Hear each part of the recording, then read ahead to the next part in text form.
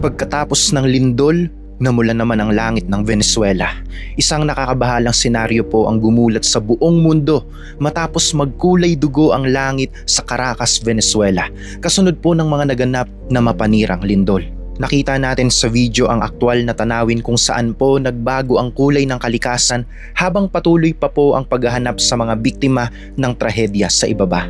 Napaka-intense ng kulay na ito at talaga naman pong nakakatakot tingnan para sa mga lokal na mamamayan na nakasaksi sa mga pangyayari. Ang mas nakaagulat pa rito, ang bansa ng Venezuela na po ang pang-5 lugar sa taong ito na nakaranas ng ganitong uri ng namumulang langit. Kasabay po nito ang sunod-sunod ding mga ulat ng malalakas na lindol sa iba't ibang panig ng mundo na nagdudulot po ng matinding pinsala at pagkawala ng maraming buhay. Para po sa maraming tao, ito ay isang natural na kaganapan lamang sa panahon o pagbabago sa klima. Pero kapag binuksan po natin ang mga pahina ng banal na kasulatan, makikita po natin na may mas malalim at seryosong mensahe ang Diyos sa likod ng mga kakaibang kaganapang ito sa ating kapaligiran. Ang mga pamumula ng kalangitan at ang madalas na paggalaw ng lupa sa ibaba ay may direktang koneksyon po sa muling pagbabalik ng ating Panginoon.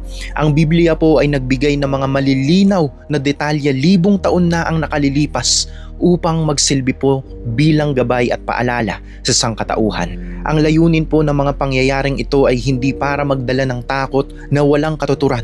Ito po ay para tawagin ang ating pansin upang magising ang ating espiritual na buhay habang may oras pa. Kapag ang buong mundo po ay nagsisimula ng mayanig at ang kalawakan ay nagbabago ng anyo, ibig sabihin po nito ay papalapit na ang takdang oras ng pagbabalik ng ating Panginoon. Ang kalikasan po mismo ang nagsisilbing alarm clock ng langit upang ipaalala sa atin na ang mundong ating ginagalawan ngayon ay hindi permanente at mabilis na lumilipas. Pinaalalahanan tayo, magkakaroon ng malalakas na lindol sa iba't ibang dako at magkakaroon ng mga gutom at mga salot. Magkakaroon din ng mga kakilakilabot na tanawin at malalaking tanda mula sa langit.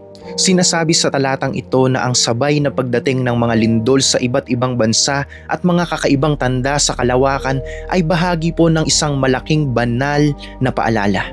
Ang mga nakakatakot na tanawin tulad po ng pulang langit na ito ay nagpapatunay po na totoo ang bawat pahayag na isinulat sa Biblia. Ang Diyos po ay gumagamit ng mga ganitong malalaking pangyayari sa kalikasan upang ipakita sa tao na siya ang may hawak ng kasaysayan at walang pwedeng makapigil sa kanyang mga plano.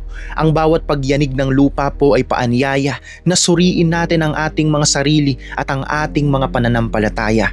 Ito po ang pagkakataon upang malaman natin na ang mga material na bagay at ang ating mga sariling lakas ay madaling maglaho sa isang kurap ng mata lamang kapag ang kalikasan na po ang kumikilos. Sa gitna ng mga ganitong balita ng sakuna, ang pinakamahalagang hakbang na maaari po nating gawin ngayon ay ang hihanda ang ating mga puso para sa kanyang pagdating. Ang muling pagbabalik ng Panginoon ay isang tiyak na kaganapan po na dapat nating harapin ng may kapayapaan at pananalig at hindi ng may takot o pagkabalisa, mga kapatid.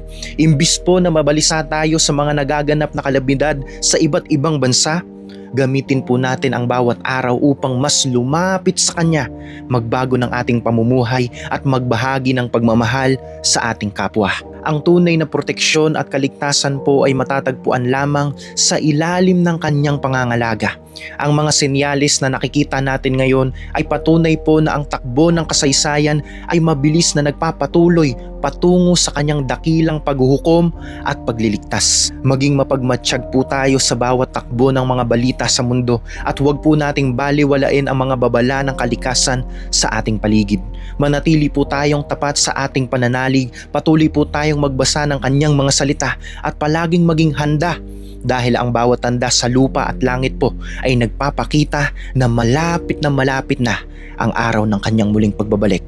Mga kapatid, ang pagbabago ng kulay ng langit ay paalala na ang kaligtasan ng Diyos mula sa magulong mundo na ito ay malapit na nating makamit. Amen.